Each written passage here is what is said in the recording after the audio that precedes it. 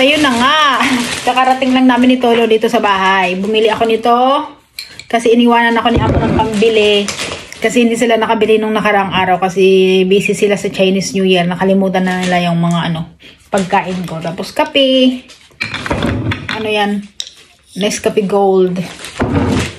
Tapos isa pang kape. Kasi alam niyo na mahilig ako magkape. At tinapay. Siyempre ito, almusal namin Lolo. Yan lang.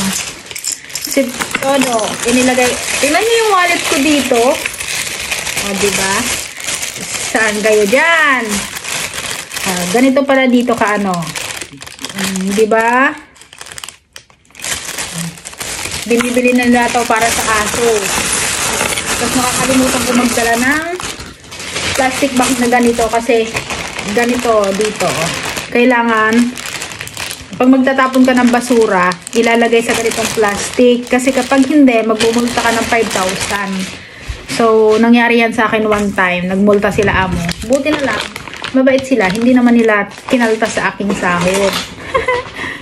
And ito palang resibo na to, tinatago lang namin kasi maraming nananalo sa sa resibo. Ang pinaka mataas yata pala 10 million. And ayan nga. Ito yung ko. Wallet. Oh, sana all ganito ang wallet. Saan ka pa? Tapos yan na lang yung pera kong tira. Aabutin ko siya ng sahod. Pero hindi naman kailangan kasi bumili ng bumili kasi sila amo, libre naman dito lahat. Pwera na lang yung aking mga shampoo. Tapos ito, dito lang to. Just in case na nag-craving ako sa ibang pagkain, binibili ko. Ito yung kape. Wala akong nakitang yung walang sugar. May sugar to. 30 pieces na kape. Yung pinambili ko pala nito, pera nila amo. Iniwanan nila ako ng pera kasi nga, 'di ba? Tapos dito lang 'to. Ganun. May mga drip coffee pa ako dito. Kaya lang tinitipid-tipid ko 'yan. Ito ang lagi kong iniinom, yung black coffee pag gabi yun. Tapos ito sa umaga. Pag bagong gising. 30 pieces 'to eh. Ayan. Hindi siya umabot ng isang buwan kasi alam niyo naman ang lakas ko magkape. Minsan sa isang araw, 3, 4. Dito lang siya. Tapos ayan ang ko. Biofit. Tapos dito ko lang yan sa kwarto para hindi pakialaman ni Lolo. Kasi minsan si Lolo kung anong makikita niya dyan. Kaya tinatago ko lagi pagkain yan sa kanya. Kasi lagi niyang pinapakialaman ng aking mga pagkain. Buti na lang pag alis namin ng aso, hindi sumunod si Lolo. Kinabahan ako nung pagbalik ko kasi nakita ko yung gate bukas. Pag bukas ang gate na yan, ibig sabihin, lumabas si Lolo. Pero hindi naman. Siguro yung kapitbahay. Lumabas siya. Kaya medyo tumakbo na ako nung nakita kong kasi sabi ko baka si Lolo sumunod. Buti hindi naman. Kasi hindi si Lolo lumalabas ng bahay na hindi nakaporma, nakapantulog kasi siya. Yung mga sapatos niya, itinago ko. Hindi yan lalabas ng bahay na hindi nakapamada.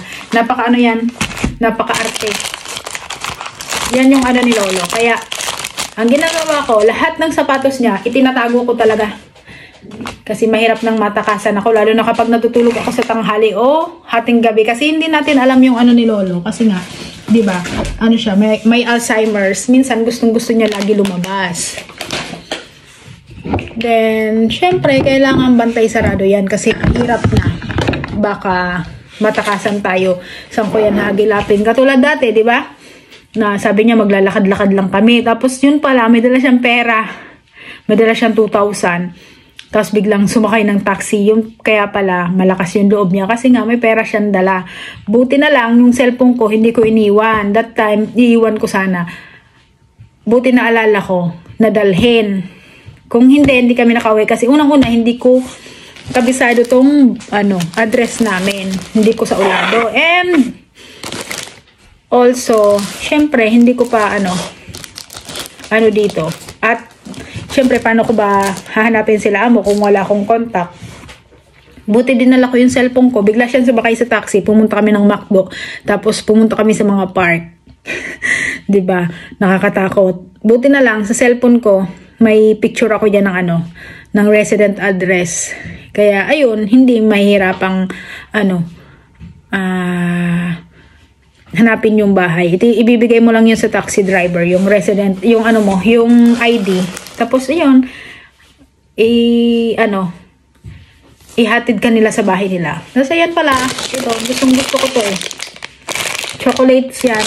Tapos, ito yung plain. Kasi may palaman nga akong binili. Tapos may in-order pa ako sa Filipino store ng peanut butter as my favorite palaman. Oh, that's all for today's video nga pala. Bye-bye!